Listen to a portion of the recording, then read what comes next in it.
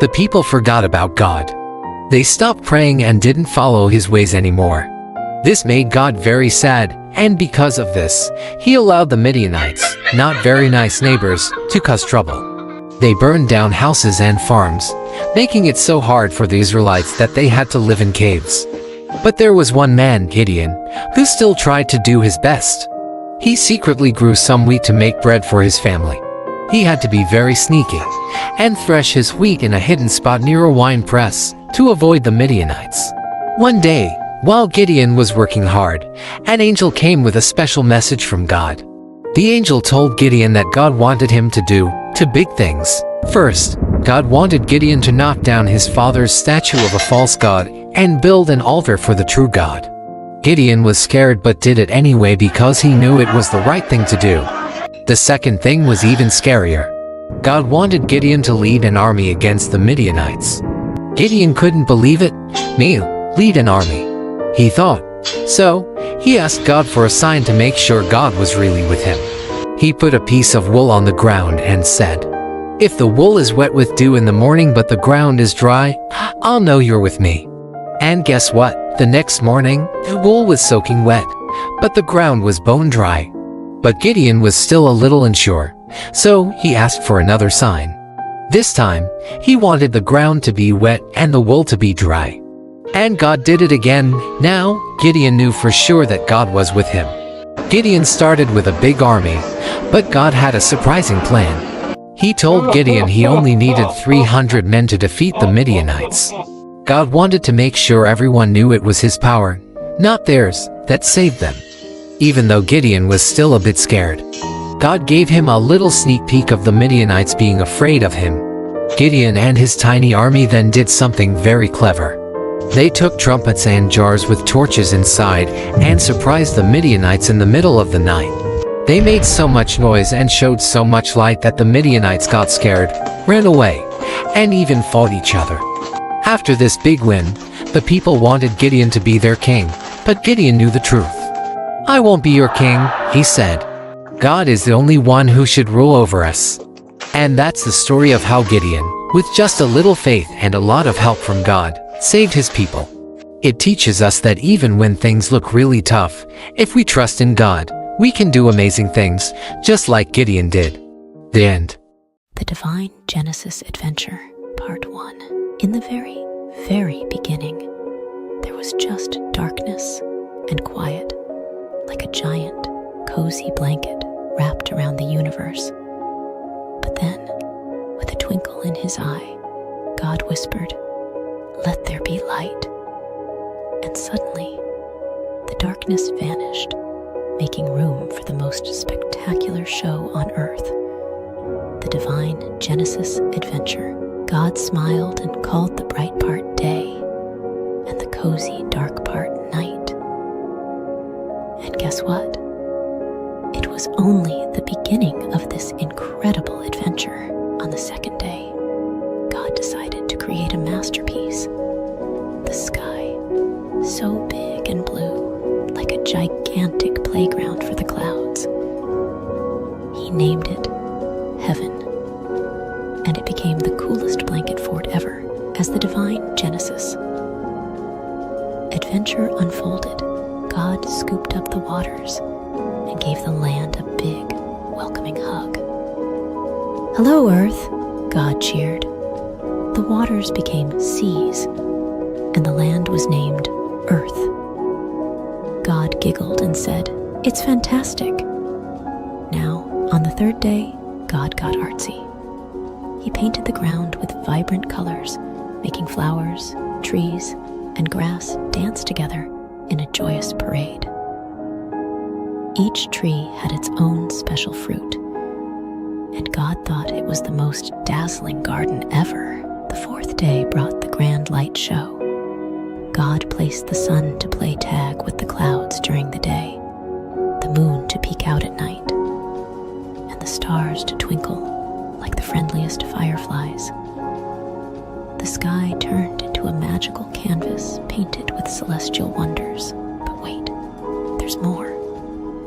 On the fifth day, God threw a party in the oceans and the sky. Playful fish and graceful birds, and God blessed them with the best dance moves and flying tricks. Be fruitful and multiply. God cheered, and the party went on. Now, for the most exciting part, the sixth day. God created land animals, each with its own quirks and charm. Lions roared, monkeys swung, and butterflies fluttered. But then, in the spotlight of the divine Genesis adventure, God created humans, Adam and Eve. God shaped them with love, like the most fantastic sculptures.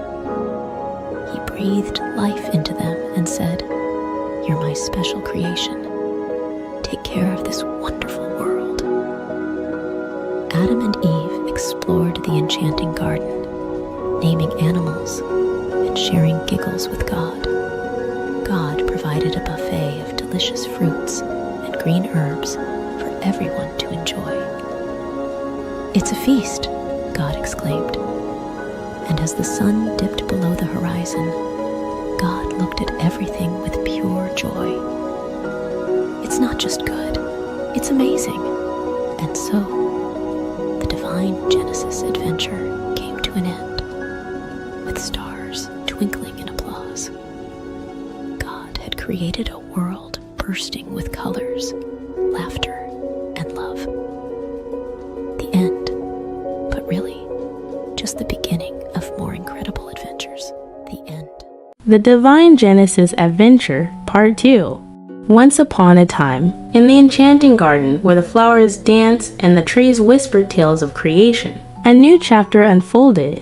The sun kissed the leaves, and the air was filled with the sweet melody of birdsong.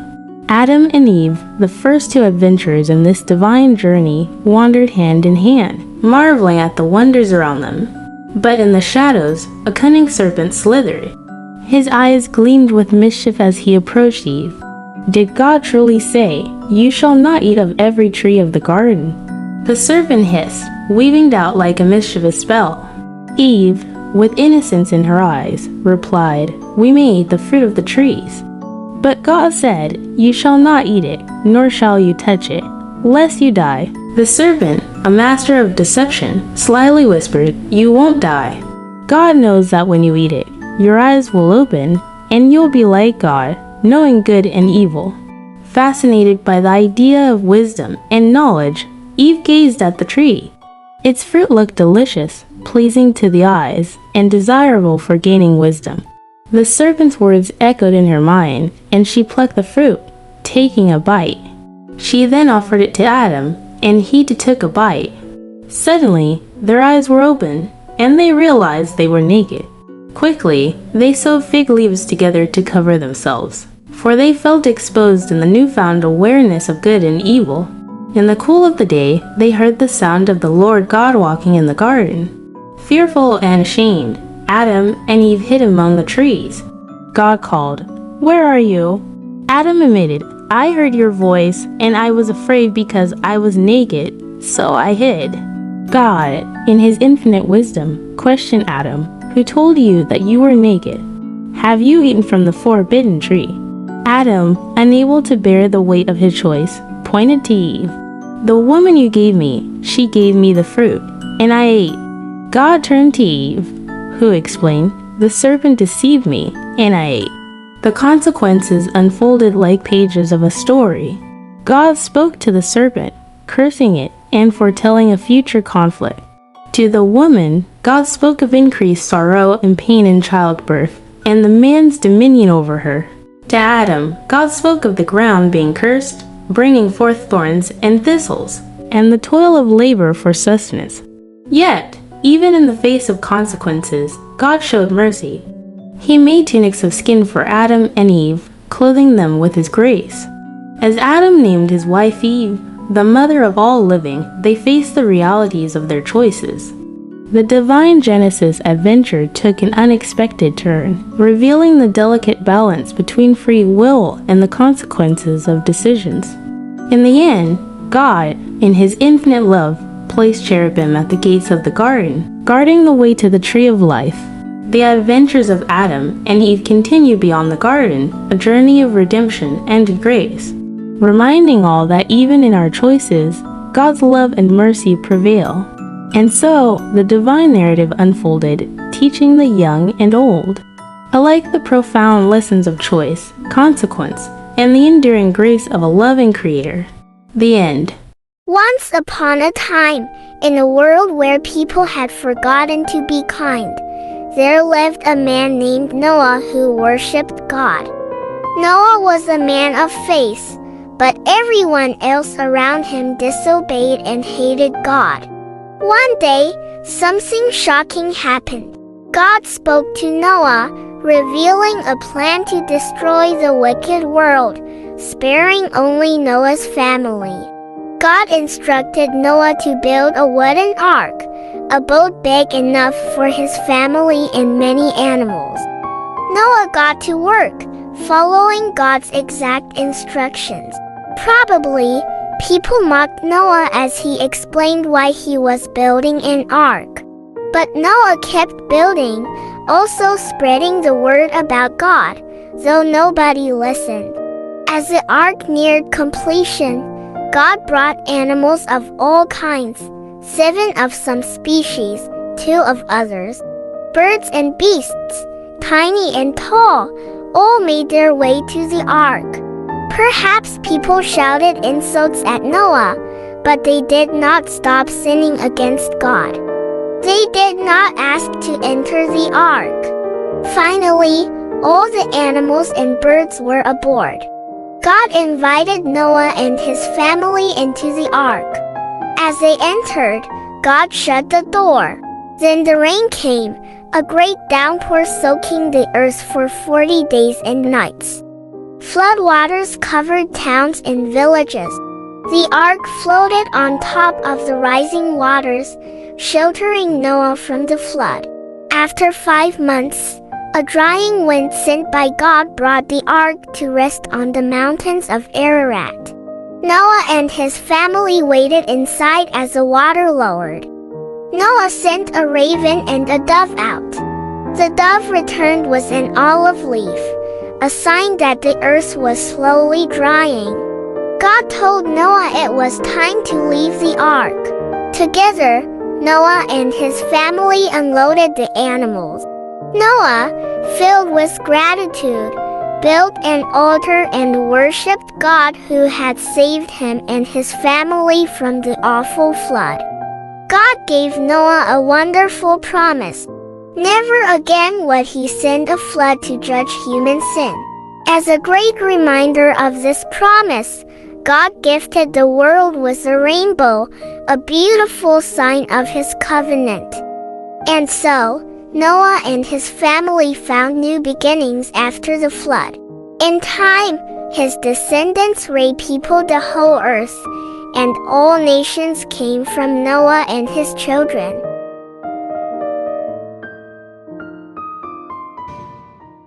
God's promise to Abraham. Long ago, after a big flood washed the earth clean, only Noah and his family were safe on a big boat with lots of animals. When the water went away, people started to build things again. They had a big idea. Let's build a tall tower that touches the sky, right up to the stars. They wanted to stay together and be friends forever. But something magical happened. Suddenly, everyone started speaking in different languages. It was so confusing because nobody could understand each other anymore. So, the people split up, finding new places to live with others who spoke the same language. The big city they left behind was called Babel, which means a big mix-up. Then, in a place called Ur, God talked to a man named Abram. God said, "Abram, go on an adventure to a special land I'll show you." Abram, his wife Sarai, and his nephew Lot packed up and went to a beautiful land called Canaan. Canaan was filled with green fields and clear blue skies. Abram and Lot had so many sheep and cows. The land they were living on didn't have enough grass and water for all the animals. So, the workers of Abraham and Lot started arguing over the best spots for their animals to eat and drink. Abram wanted everyone to be happy and not fight. He told Lot, "Let's not argue. You choose any part of the land you like, and I'll go the other way." That way, there was enough room for all their animals. Lot looked around and saw a really nice area with lots of water and green grass near the cities of Sodom and Gomorrah. It looked like the best spot for his animals, so he chose to move there. Abraham stayed in the land of Canaan, where God asked him to stay, even though Abraham and Lot had to live apart to stop the arguing. Abraham made sure they did it in a kind and peaceful way, showing he was a really good uncle and a wise man. God saw Abram's kind heart and told him, "This whole big, beautiful land will belong to you and your children and their children after them, forever." But Abram and Sarai were very old and didn't have any children. They wondered, how will God's promise come true? One day, 3 special visitors brought amazing news. "Sarai, you're going to have a baby." Sarai laughed because she thought she was too old for that. God also changed their names to Abraham and Sarah to show they were going to start a big family. Then, God said he had to fix the 2 naughty cities near where Lot lived. Abraham was worried for Lot. Lot listened to the angels and escaped with his daughters. But Lot's wife looked back and turned into a salt statue. Then, the most wonderful thing happened. Even though they were very old, Abraham and Sarah had a baby boy named Isaac. Isaac, which means laughter. They were so happy and amazed at God's miracle. Abraham knew then that God always keeps his promises, like giving him a big family and a beautiful land to live in. And that's the story of how Abraham and Sarah learned to trust in God's promises, no matter how impossible they seemed. The end. Once upon a starry night, in a land filled with whispers of the past and promises for the future, Abraham, a man known for his kindness and faith, received a very tough test from God. God asked him to do something unimaginable, to offer his dearest son Isaac as a special gift back to God. This was to see if Abraham trusted God above all else, even more than he loved his precious son. Abraham's heart felt heavy, like a stone sinking in a deep, deep ocean. But deep inside, he knew he had to trust God, no matter how hard it seemed. So, with a brave yet heavy heart, he prepared for the journey. As the first light of dawn painted the sky in soft hues of pink and orange, Abraham, Isaac, and their 2 faithful servants set off on a journey filled with uncertainty. Abraham carried the fire and a knife, while Isaac, unaware of what was to come, carried the wood for the fire. As they neared the mountain that God had told them about, Abraham asked his servants to wait for them at the foot of the mountain. "Isaac and I will go up to worship, and then we'll come back to you," he said with a gentle smile. Climbing the mountain, Isaac, with a curious twinkle in his eye, asked, "Father, we have the wood and the fire, but where is the lamb for the offering?" Abraham, with a heart full of hope, replied, "My son, God will take care of it. He will provide the lamb for the offering." Reaching the top, Abraham built an altar, the most difficult one he ever had to make. He arranged the wood, and with a heart weighed down by a sea of emotions, he gently placed Isaac on the altar, ready to show God that he trusted him completely. But just as Abraham raised the knife, a voice as powerful as thunder, but as gentle as a whisper, stopped him. "Stop, Abraham." It was an angel sent by God. The angel said, "You've shown that you trust God above all by being willing to give up your only son." Then, Abraham saw a ram caught in some nearby bushes. With a heart bursting with relief and gratitude, he untied Isaac, and together they offered the ram to God. It was a moment filled with so much joy and thankfulness. Abraham and Isaac returned home, their bond stronger than ever, their hearts filled with the knowledge that when you trust in God, He always provides, just in the right way and at the right time. And so, under the same stars that had witnessed their journey, Abraham and Isaac found comfort in knowing that no matter what, God's love and care would always guide them, just like it guides us all. The end. The adventure of Abraham and Isaac. A new beginning. Once upon a time, after a big adventure on a mountain, Abraham and his son Isaac were on their way back home. Then, while the stars twinkled like tiny smiles above them, a kind angel came with a message that made their hearts dance. "Abraham," the angel said, "your family will be as numerous as the stars. And guess what? They're going to bring happiness to the whole wide world." It was like a secret promise about a hero who had come from their family tree, someone very special named Jesus. But when they got back home, they found themselves in a very quiet house. Sarah, the laughter and love of their home, had gone on a journey to the stars. Abraham and Isaac felt very sad, missing her warm hugs and bright smile.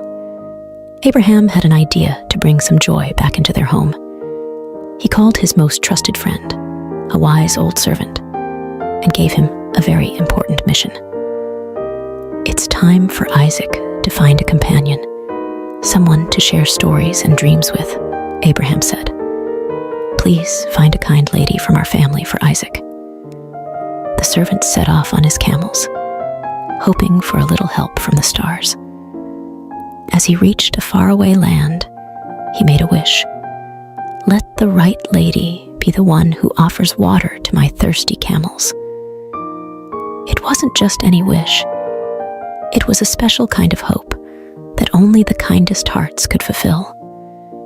Like a scene from a beautiful story, along came Rebecca with a smile as bright as the dawn. She saw the camels, tired and thirsty, and offered them cool, refreshing water. The servant's eyes sparkled with joy. This must be the one, he thought. She was kind, just like the wish. Rebecca, brave and full of adventure, said yes to a new journey. She traveled across the deserts and mountains to meet Isaac. When Isaac saw her, it was like spring had come to his heart, filling it with flowers and sunshine. Rebecca's kindness and laughter brought new stories and dreams to their home. Isaac and Rebecca, hand in hand, started a wonderful adventure together, full of love and promise. And so, the story of Abraham, Isaac, and now Rebecca reminds us all. After every big adventure, after every sad goodbye, there's always a new beginning, a chance for love and joy to grow again, just like the stars that twinkle in the night sky. The end. Jacob and Esau, a story of brothers and forgiveness. Once upon a time, in a land of ancient wonders, Isaac and Rebekah were blessed with not one, but 2 sons at the same time. These were no ordinary boys. They were twins named Jacob and Esau. Even before they were born, they were already showing their unique personalities, with Esau loving the thrill of the hunt, and Jacob preferring the quiet of home. Esau, the elder, was as rugged and wild as the forests he roamed, while Jacob, the younger, was thoughtful and clever, always with a plan up his sleeve. Their parents loved them dearly, but each had a favorite, which brewed a little competition between the brothers. One day, as Esau returned from his adventures, famished and weary, Jacob saw an opportunity. He offered Esau a simple meal in exchange for his birthright, the special status of the firstborn. Esau, thinking little of the future, agreed. This moment would change the course of their lives in ways they couldn't imagine. As the boys grew, so did their rivalry, especially when it came time for their father Isaac to bestow his special blessing. Rebekah, who adored Jacob, devised a plan to ensure her favorite son received this honor. With a bit of disguise and a daring heart, Jacob tricked his father and received the blessing meant for Esau. Realizing the deception, Esau was heartbroken and filled with anger. To protect Jacob from Esau's wrath, Rebekah sent him far away to her brother Laban's house, hoping that time would heal the rift between her sons. Jacob's journey was not easy. He worked tirelessly for Laban, enduring trickery and toil, all for the love of Rachel, Laban's daughter. Yet, through these trials, Jacob grew wiser and kinder, learning the value of honesty and hard work.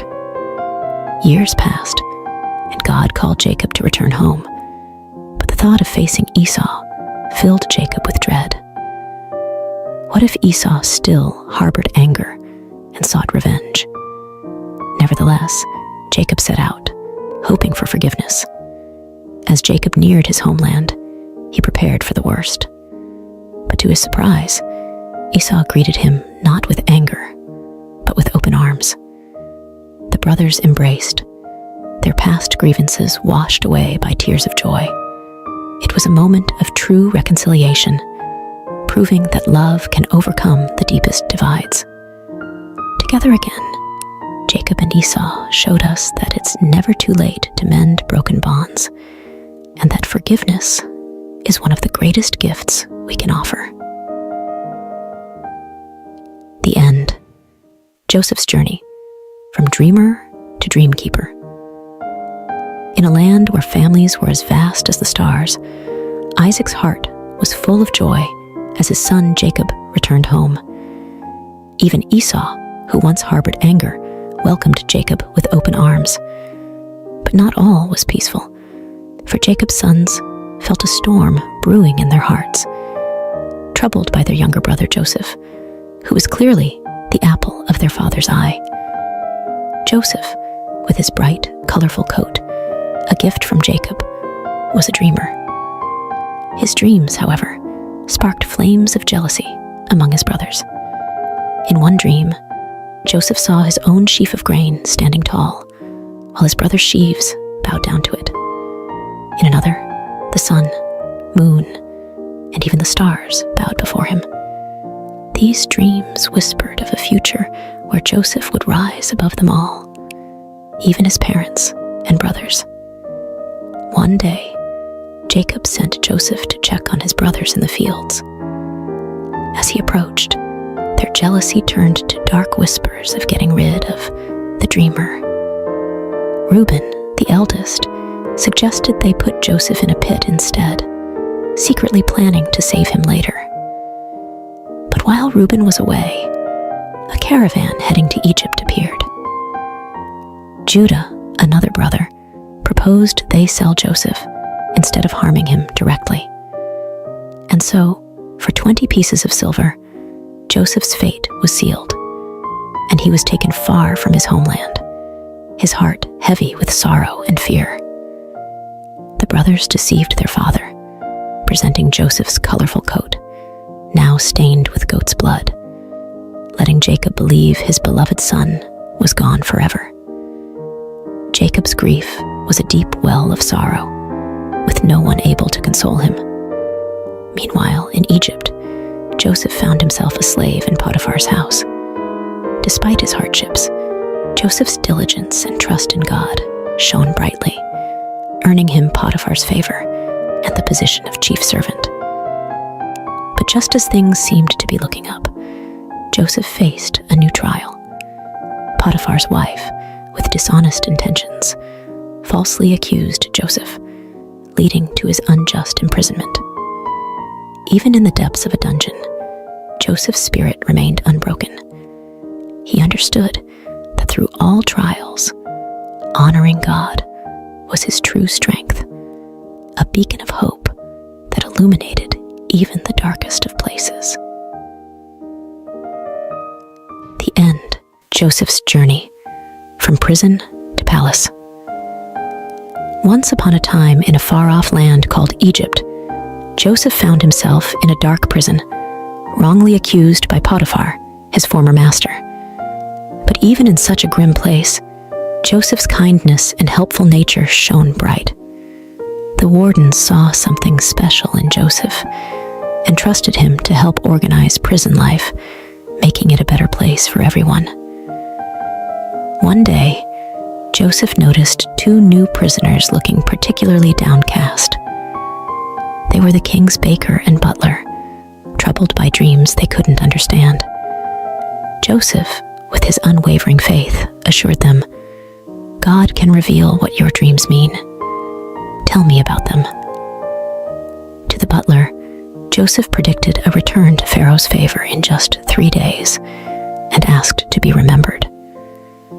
To the baker, however, Joseph had to deliver some unfortunate news. Just as Joseph had said, the butler was restored to his position, but he forgot about Joseph, leaving him in prison. Time passed until one day, Pharaoh himself was troubled by a mysterious dream. Remembering Joseph's gift, the butler finally spoke up, leading to Joseph's summoning. Standing before Pharaoh, Joseph humbly explained that the dream foretold 7 years of abundance, followed by 7 years of famine. He advised Pharaoh to store food during the good years to prepare for the tough times ahead. Impressed by Joseph's wisdom and his clear connection to God, Pharaoh declared, "You will take charge in Egypt, second only to me." And so, Joseph went from prison to palace, overseeing the land's preparations for the coming famine. As predicted, the years of plenty came and went, and famine spread across the land. Back in Joseph's homeland, his family was starving. Jacob sent his sons to Egypt to buy grain, not knowing that they would come face to face with their long-lost brother, now the lordly ruler of Egypt.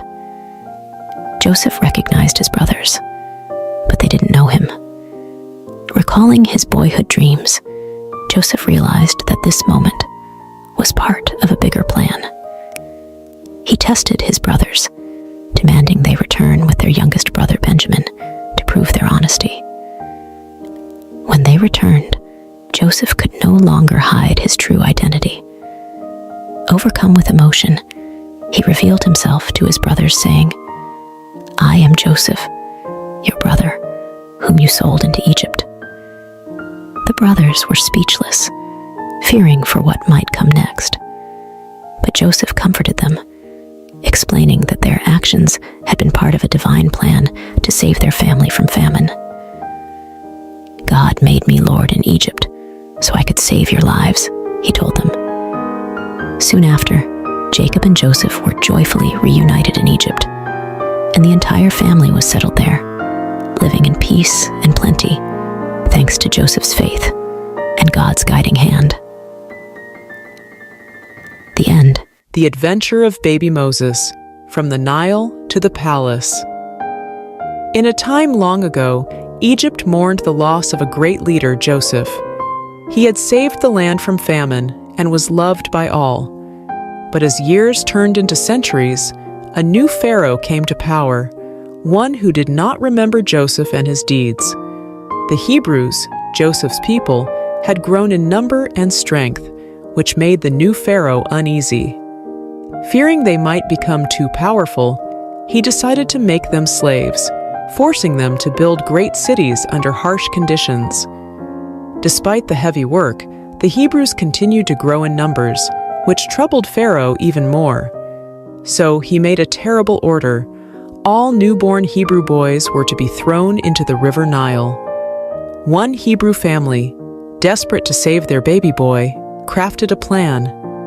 They carefully placed him in a snug, watertight basket and set it afloat among the reeds of the Nile, trusting in a higher power to protect their child. As the basket bobbed gently in the water, the baby's sister watched from a distance, her heart filled with hope and fear. Then, something unexpected happened. Pharaoh's daughter came to the river to bathe and spotted the curious basket among the reeds. With a mix of surprise and compassion, she ordered her servant to bring the basket to her. Upon opening it, the sound of the baby's cry touched her heart. It's a Hebrew child, she realized, but instead of sending him to a cruel fate, she chose kindness. Poor little thing, you're so beautiful, she cooed, perhaps even playing with the baby as anyone would with a precious little one. Watching all this unfold, the baby's sister saw an opportunity. She bravely approached the princess and offered to find a Hebrew woman to nurse the child. The princess agreed, not knowing the girl would bring the baby's own mother. Rushing home, the sister called out to her mother, "Come quickly! Oh, hurry!" Without a moment to lose, they both hurried back to the riverbank. There, Pharaoh's daughter entrusted the baby to his mother, saying, "Nurse him for me, and I will pay you." She named him Moses, which means drawn from the water. In a twist of fate, baby Moses was back in his parents' arms, where they taught him to love God and cherish his heritage. But soon, he would grow up in the palace as the son of Pharaoh's daughter, destined for greatness, part of a divine plan far beyond what anyone could imagine. The end.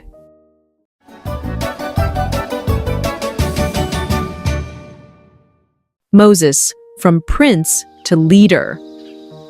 Long ago in Egypt, Moses, a prince raised in Pharaoh's palace, faced a moment that would change his life. Despite his royal upbringing, Moses never forgot he was a Hebrew at heart. One day, he saw an Egyptian mistreating a Hebrew slave. Feeling a rush of protectiveness, Moses looked around and, seeing no one, stepped in to save the slave but ended up making a grave mistake. The very next day, Moses tried to stop a fight between two Hebrews, only to realize his secret was out. The news even reached Pharaoh, forcing Moses to flee to a faraway land called Midian for safety. In Midian, Moses found himself by a well where he helped the 7 daughters of Reuel, a priest, fend off some rude shepherds. Impressed by Moses' bravery, Reuel invited him home, leading to Moses marrying Reuel's daughter and starting a new life as a shepherd. Meanwhile, back in Egypt, the Hebrews suffered greatly under a new pharaoh. Their cries for help reached the heavens, and God was listening. 40 years had passed since Moses left Egypt. While tending his flock, Moses saw something incredible, a bush engulfed in flames that didn't seem to burn up. Curious, Moses went closer, only to hear God's voice calling him by name. God told Moses to take off his sandals, for he was standing on holy ground. God had a mission for Moses to lead the Hebrews out of Egypt and free them from slavery. Moses was scared and unsure, especially about speaking to Pharaoh. But God showed Moses miraculous signs, turning his staff into a serpent and then back again, and even curing his hand from leprosy to prove his power. Still hesitant, Moses worried about his speaking abilities. God, growing impatient with Moses' doubts, promised Aaron, Moses' brother, would help speak for him. Moses bid farewell to Jethro and set off to Egypt with his family. In the mountains, Aaron met Moses, and together they shared God's plan with the Hebrew leaders, who were amazed by the signs and worshipped God, filled with hope. Moses and Aaron then bravely approached Pharaoh, delivering God's message, "Let my people go." But Pharaoh's heart was hard. He refused to listen. God was ready to show his great power to change Pharaoh's mind, marking the beginning of an epic journey for Moses, from a prince in Egypt to a shepherd in Midian, and finally, a leader of his people. The end.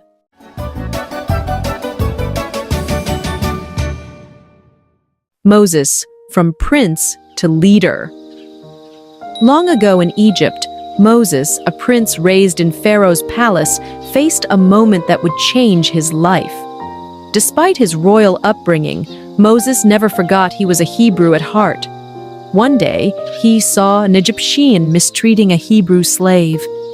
Feeling a rush of protectiveness, Moses looked around and, seeing no one, stepped in to save the slave but ended up making a grave mistake. The very next day, Moses tried to stop a fight between two Hebrews, only to realize his secret was out. The news even reached Pharaoh, forcing Moses to flee to a faraway land called Midian for safety. In Midian, Moses found himself by a well where he helped the 7 daughters of Reuel, a priest, fend off some rude shepherds. Impressed by Moses' bravery, Reuel invited him home, leading to Moses marrying Reuel's daughter and starting a new life as a shepherd. Meanwhile, back in Egypt, the Hebrews suffered greatly under a new pharaoh. Their cries for help reached the heavens, and God was listening. 40 years had passed since Moses left Egypt. While tending his flock, Moses saw something incredible. A bush engulfed in flames that didn't seem to burn up. Curious, Moses went closer, only to hear God's voice calling him by name. God told Moses to take off his sandals, for he was standing on holy ground. God had a mission for Moses to lead the Hebrews out of Egypt and free them from slavery. Moses was scared and unsure, especially about speaking to Pharaoh. But God showed Moses miraculous signs, turning his staff into a serpent and then back again, and even curing his hand from leprosy to prove his power. Still hesitant, Moses worried about his speaking abilities. God, growing impatient with Moses' doubts, promised Aaron, Moses' brother, would help speak for him. Moses bid farewell to Jethro and set off to Egypt with his family. In the mountains, Aaron met Moses, and together they shared God's plan with the Hebrew leaders, who were amazed by the signs and worshipped God, filled with hope. Moses and Aaron then bravely approached Pharaoh, delivering God's message, "Let my people go." But Pharaoh's heart was hard. He refused to listen. God was ready to show his great power to change Pharaoh's mind, marking the beginning of an epic journey for Moses, from a prince in Egypt to a shepherd in Midian, and finally, a leader of his people. The end.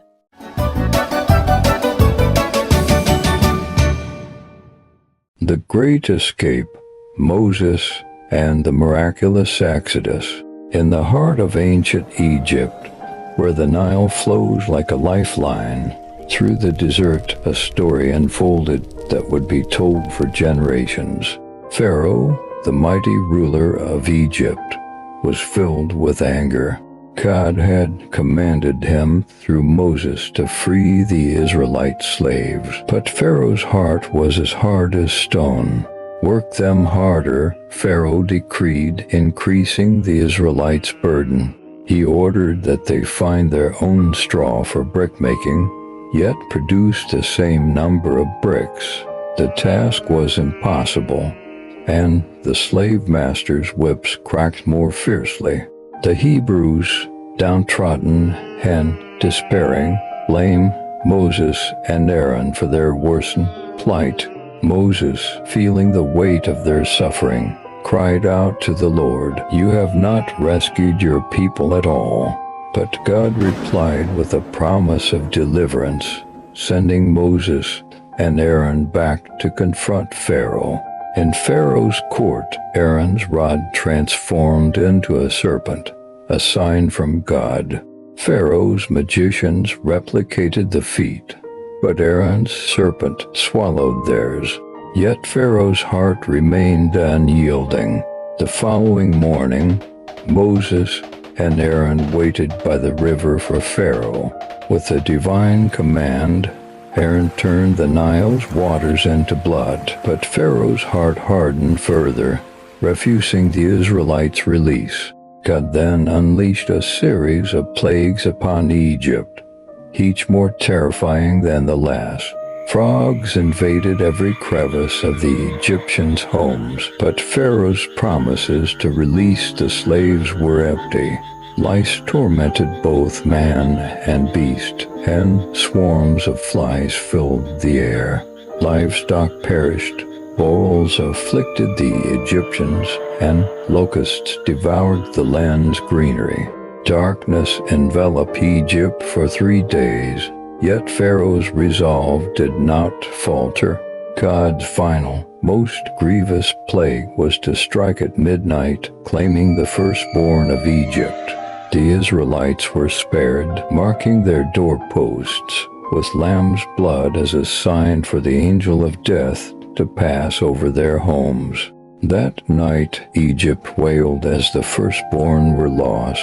Pharaoh, broken and defeated, urged Moses to take the Israelites and leave. With haste, the Israelites journeyed beyond Egypt's borders, marking the end of their 430 years of bondage. Guided by a pillar of cloud by day and a pillar of fire by night, they embarked on a journey to freedom. But Pharaoh's resolve wavered once more. Gathering his army, he pursued the Israelites, trapping them between the cliffs and the sea. In this moment of despair, Moses assured the people, "The Lord shall fight for you." As Moses stretched out his hand over the waters, a great miracle occurred. God parted the Red Sea, providing a path of salvation for his people. The Israelites crossed safely, but as Pharaoh's army followed, the waters crashed down, swallowing the might of Egypt. On that day, Pharaoh learned the power of Israel's God, the Lord over all. The Israelites' journey from slavery to freedom was a testament to faith, courage, and the unyielding power of God. Goodbye, Pharaoh, for the God of Israel had triumphed, leading his people to a new dawn. And so the story of Moses and the Israelites' exodus remains a beacon of hope and faith. A tale of divine deliverance from the chains of oppression, echoing through the ages as a testament to the enduring spirit of freedom. The end.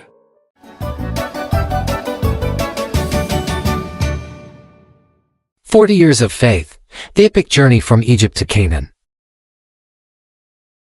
In a monumental act of deliverance, God freed the Israelites from Egyptian bondage. Moses, leading this newly liberated nation,